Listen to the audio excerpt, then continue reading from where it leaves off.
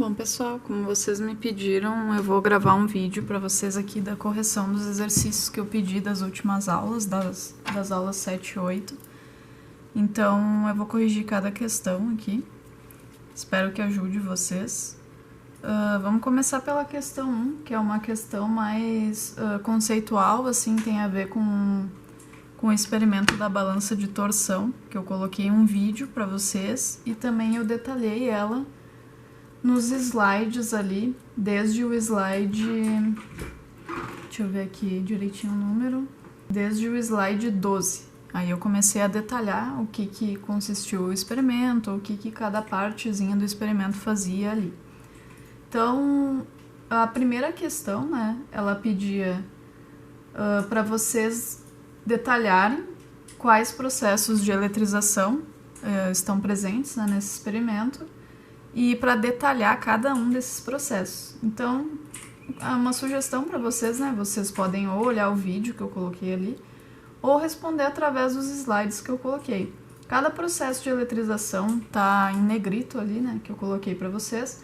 Ali no slide 15, aparece que o primeiro processo que é dito, né?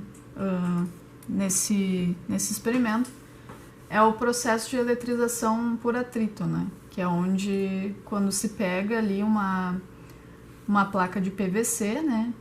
E a gente atrita ela com um pedaço de papel ou até mesmo de pano. E depois a gente pega uma forma de pizza, né? De alumínio e encosta nessa placa de PVC. Aí vai ter um outro processo de eletrização, que é o processo de indução, né? Quando a gente coloca a forma de pizza próxima à placa de PVC que foi eletrizada. Aí depois, passando um pouquinho lá no experimento, a gente tem a outra forma de eletrização, que é a eletrização por contato. Então, nesse experimento, a gente pode observar os 3 processos de eletrização que a gente já estudou, né? Aí a eletrização por contato é quando a gente aproxima uma esfera que estava carregada, né, de uma esfera que não estava carregada. Daí a gente coloca as duas em contato, eletrizando as duas esferas por contato. Valendo lembrar, gente, que a eletrização por contato ela só acontece em materiais que são condutores. Portanto, essas duas esferas elas estavam preenchidas, né, com uma tinta que era feita de um material condutor. Agora vamos para a questão 2, tá? A questão 2 também é uma questão mais conceitual, né? Ela pede a relação da força elétrica com essas 3 grandezas físicas aqui. Primeiro, é a relação da força elétrica com a distância de separação entre as cargas. Se a gente pegar aquela fórmula que está lá no slide 22, que fala sobre a lei de Coulomb, a gente vai ver que a força elétrica ela é igual à constante elétrica multiplicada pelo produto das duas cargas em módulo, né? Eu coloquei ali uma setinha falando que esse módulo aqui ele representa o valor positivo da multiplicação dessas duas cargas, tá? Dividido pela distância ao quadrado. Aqui a gente quer saber a relação da força elétrica, né, que é essa daqui, pela distância de separação entre as cargas, tá? Então, através dessa fórmula a gente consegue ver que a relação entre força elétrica e a distância é inversamente proporcional. Por quê? Vou escrever aqui, inversamente proporcional. Ela é inversamente proporcional porque ao aumentar essa distância aqui embaixo, a gente vai diminuir o resultado dessa força elétrica. Então, isso que significa uma grandeza ser inversamente proporcional à outra. Aí agora, logo abaixo, né, se pergunta a relação da força elétrica pelo produto das cargas, que é Q vezes Qzinho, né? Como Q vezes Qzinho é quando a gente aumenta o valor do produto dessas cargas aqui vai ter um aumento na força elétrica. A mesma coisa se aplica para constante elétrica. A constante elétrica também, ela é proporcional, ela é diretamente proporcional à força elétrica. Então, conforme a gente aumenta a nossa constante, a nossa força elétrica também vai sofrer um aumento. Então, a única das grandezas em que a gente aumenta na relação de força elétrica e causa uma diminuição dessa força é a distância. Portanto, somente a distância de separação será inversamente proporcional à força elétrica. Tranquilo? Agora vamos para a questão 3, que é um pouquinho mais complicada, tá? Essa questão 3 envolve bastante detalhezinhos assim, e também a parte mais matemática da força elétrica e também da força gravitacional, que eu trouxe ela um pouquinho em alguns slides ali que falavam da história, que exatamente ali no slide 10 fala da lei de Coulomb e da relação da força gravitacional e da lei de Coulomb, tá? Então, vou ler a questão aqui. Dá uma introduçãozinha ali, né, mais para contextualizar o problema. De acordo com o modelo de Rutherford-Bohr, o átomo de hidrogênio é formado por um núcleo com um próton, eu desenhei aqui um próton em verdezinho, e em torno do qual um elétron, que está aqui em rosinha, um elétron que descreve no nível fundamental uma órbita circular de raio aproximadamente 5,3 vezes 10 na menos 11 metros. Aí eu fiz o desenho aqui para vocês, e ali também no slide aparece o desenho. Esse raio é referente à relação, à distância entre o próton e o elétron. Aqui eu coloquei mais, porque a carga do próton é positiva, e aqui um menos, porque a carga do elétron é negativa. Aí logo em seguida o problema apresenta vários dados ali. O primeiro dado deles é a carga elétrica do elétron, que é menos 1,6 vezes 10 na menos 19 coulombs. Depois ele apresenta a carga do próton, sendo a mesma da carga do elétron, porém com um sinal positivo. Ele dá a constante elétrica do vácuo, que é 9 vezes 10 na 9 newtons, metro por coulomb quadrado. Por que ele deu a constante elétrica do vácuo? Por que ele não deu alguma outra constante elétrica? Porque entre esse próton e esse elétron aqui não existe nada. Eles estão imersos no vácuo. Então a gente tem que usar a constante elétrica do vácuo. Depois ele dá a massa do elétron, que é esse valor aqui, 9,1 vezes 10 na menos 31 kg, ou seja, uma massa muito pequena. Depois ele dá a massa do próton, que é 1,7 vezes 10 na menos 27 kg, também é uma massa muito, muito pequena, porém ela é um pouquinho maior do que a massa do elétron, aqui se a gente for analisar essas ordens de grandezas. E a constante gravitacional, que é 6,67 vezes 10 na menos 11 newton metro quadrado por quilograma quadrado. Agora, a letra A pede a intensidade da força elétrica. Bom, basta a gente pegar a nossa formulinha lá que a gente tem da força elétrica, que é F igual a K, que é a constante elétrica, vezes o módulo da carga vezes a carga, dividido pela distância ao quadrado. Essa é a fórmula da força elétrica. Agora basta o quê? A gente pegar todas essas informações que a gente tem aqui e aplicar aqui nessa fórmula. Então vamos lá. O K é a nossa constante do vácuo. 9 vezes 10 na 9. Beleza. Agora, isso multiplicando o módulo de uma das cargas, vou botar do próton aqui, mais 1,6 vezes 10 na menos 19, vezes a carga do elétron, que é menos 1,6 vezes 10 na menos 19. Dividido tudo isso pela distância ao quadrado, que é a distância entre o próton e o elétron, que é o raio, que é 5,3 vezes 10 na menos 11 ao quadrado. Agora, gente, é tudo questão de manipular esses dados aqui, fazer a parte mais matemática, né? Então, como que a gente começa resolvendo isso? Primeiro, vamos multiplicar todos esses valores aqui, né? Eu vou começar multiplicando esses dois termos aqui, o 1,6 vezes o menos 1,6. Multiplicando isso na calculadora, vai dar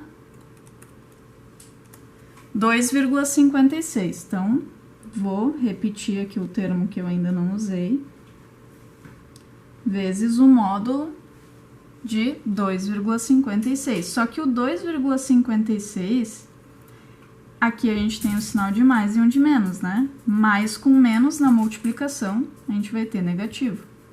E como é que a gente faz com essas bases aqui que estão em 10? A gente mantém a base 10 e na multiplicação a gente já viu que a gente soma esses expoentes. Então vai ser o menos 19 mais menos 19. O que que dá isso aqui? Vai dar menos 19, esse mais com menos aqui vira menos, né? Então fica menos 19 menos 19, que nos dá menos 38. Então, esse aqui vai ser o nosso expoente. Vamos repetir essa parte aqui de baixo também. Essa parte aqui de baixo, na verdade, eu já vou fazer o quadrado dela, tá? O que é o quadrado disso aqui? É isso vezes isso. 5,3 vezes 10 na menos 11 vezes 5,3 vezes 10 na menos 11. Então, vamos lá. 5,3 vezes 5,3 dá 28,09 vezes 10 na mesma coisa. 10 na menos 11 vezes 10 na menos 11. A gente vai fazer a mesma coisa que fez aqui em cima. Vai ser menos 11 mais menos 11, certo? Que vai nos dar menos 22. Vou passar para o outro lado aqui da folha, porque não coube. Beleza, ficamos com isso aqui, né? Continuando lá, nossa questão 3, letra A. Agora, lembra que eu falei que o módulo, ele simboliza sempre o nosso valor positivo aqui desse número. Então, em vez de usar menos 2,56 vezes 9, eu vou usar mais 2,56. Aí eu tiro esse módulo daqui. Então, vai ficar 9 vezes 2,56, que dá 23,04 vezes 10 na 9. Aqui a gente vai somar, né? De novo os expoentes. 9 mais menos 38. Isso aqui vai nos dar 9 menos 38, né? 9 menos 38 é menos 29. Aí, aqui embaixo, vamos copiar de novo aquele número.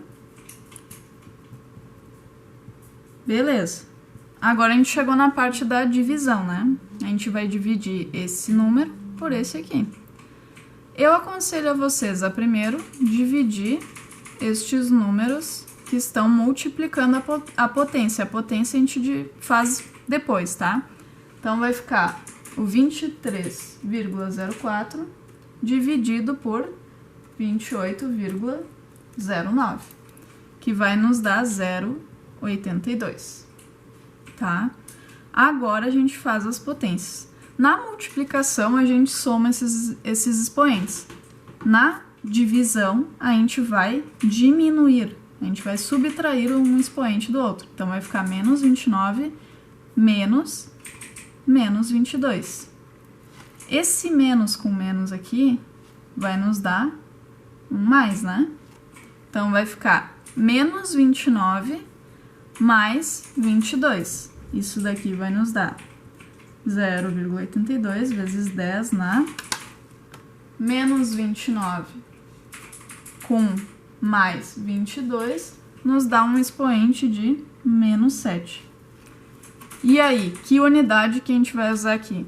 A unidade de força é o Newton. Então, a nossa força elétrica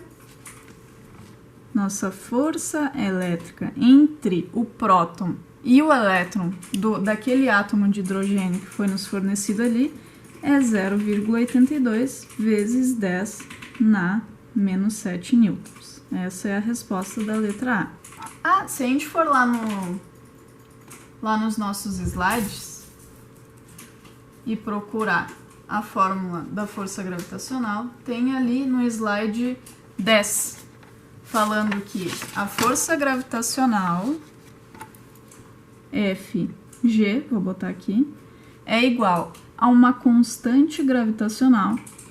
Lembra que lá na nossa força elétrica a gente tem a constante elétrica? Aqui a gente tem a constante gravitacional, que é referente à força gravitacional, multiplicado pelo produto da massa de uma partícula vezes a massa de outra partícula. A gente usa o M maiúsculo e o M minúsculo para simbolizar.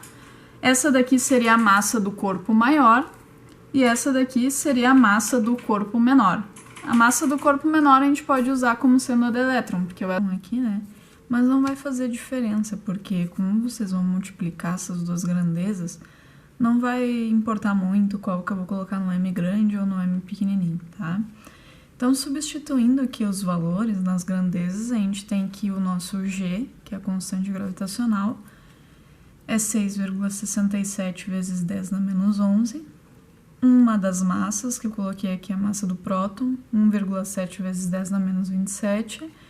E o M pequenininho, que é a massa do elétron, 9,1 vezes 10 na menos 31. Dividido pela distância ao quadrado, né? Que é a mesma distância que a gente usou na fórmula da força elétrica anteriormente. Então, eu vou multiplicar, né, esses termos aqui primeiro, o 6,67, 1,7 e o 9,1. Multiplicando esses três números, vai dar esse resultado aqui, 103,18. E agora eu vou fazer o mesmo com os expoentes, como a gente fez anteriormente. Vezes 10 na, só que aí a gente vai somar todos esses expoentes aqui, menos 11 mais menos 27 mais menos 31, que vai nos dar um resultado de menos 69.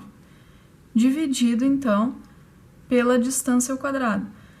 Como a gente já tinha feito essa distância ao quadrado na fórmula da força elétrica, eu não vou fazer novamente, eu só vou copiar o resultado anterior, né, que é 28,09 vezes 10 na menos 22.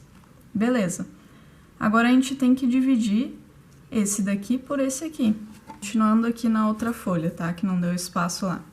Dividindo 103,18 vezes 10 na menos 69 por 28,09 vezes 10 na menos 22, primeiro vamos dividir esses números aqui, vai dar 3,67. Depois a gente resolve a potência de 10. Vezes 10 na... Como é divisão, gente, não esqueçam que a gente vai subtrair esses dois expoentes. Então, fica menos 69 menos 22. Menos com menos aqui dá mais. Então, vai ficar menos 69 mais 22, que vai nos resultar menos 47. Essa daqui seria, então, a nossa força gravitacional. EDA 3 pede a razão entre as duas forças, ou seja, a força elétrica e a força gravitacional. Quando a gente pede a razão de alguma grandeza, quer dizer que a gente quer simplesmente efetuar a divisão entre essas duas forças. Então, a gente pega a força elétrica, o resultado que deu lá, e divide pela força gravitacional. Simplesmente isso. Vamos fazer o mesmo esquema, né? Dividir esses números e depois fazer as potências. 0,82 dividido por 3,67 dá 0,22 vezes 10 na menos 7 menos 47, vai dar menos 7 mais 47. A razão, então, seria 0,22 vezes 10 na 54. Na razão, a gente não utiliza unidades, tá, gente? Porque a gente tem força aqui que é Newton e força aqui que é Newton. A gente corta e ela desaparece. Sempre quando a gente for fazer a razão de alguma grandeza, nunca vai ter unidade aqui, não existe, tá? Então é isso, gente. Só para vocês compararem aqui, ó, a intensidade das forças. Qual dessas duas forças aqui parece ser maior em relação ao próton e ao elétron? Se a gente for olhar, a força elétrica tem uma grandeza 10 na menos 7 e a força gravitacional 10 na menos 47. Então, a força gravitacional é quase nula entre um próton e um elétron. Mas a força elétrica, ela já é bastante intensa, né? Se a gente for comparar essas duas grandezas aqui, que são bem diferentes. Por isso que a gente não usa força gravitacional para calcular a interação entre cargas que são muito pequenas e que estão muito próximas, porque essa força ela é muito pequena, ela não é... como é que é? Ela é indiferente, digamos assim, é como se não prestasse para nada a gente usar esse tipo de relação para coisas tão próximas. Por exemplo, eu tenho essa caneta aqui e a minha mão aqui. Eu sei que tem força gravitacional aqui, mas ela é tão pequena que é indiferente. Não precisa eu calcular isso, entende? A mesma coisa acontece aqui nesse exemplo. Por isso que a gente tem diferenças de fórmulas para se calcular forças. Na força elétrica a gente usa cargas, na força gravitacional a gente usa massas. E existem outras forças que a gente vai estudar mais para frente também. Na questão 4, pede para... Qual seria a semelhança, né, entre a força elétrica com a força gravitacional? Como Coulomb chegou a essa conclusão? Então, se vocês forem lá no slide, onde tem a relação que o Coulomb fez, né, primeiro vocês têm que ver aquele experimento que foi feito lá por Benjamin Franklin, né, porque essa história toda começou com Benjamin Franklin. Que ele fez aquele experimento com uma garrafa que tinha na sua volta, né, no seu entorno, cargas positivas, e ele pegou uma esferinha de metal com carga negativa, né, e aproximou um pouco dessa garrafa e viu que essa esfera era atraída por essa garrafa. Aí o que ele pensou? Eu vou colocar a esfera dentro da garrafa e ver o que vai acontecer. Aí ele fez isso. Só que o que ele observou é que a esfera não foi atraída pelas paredes da garrafa. A esfera ficou parada no centro da garrafa.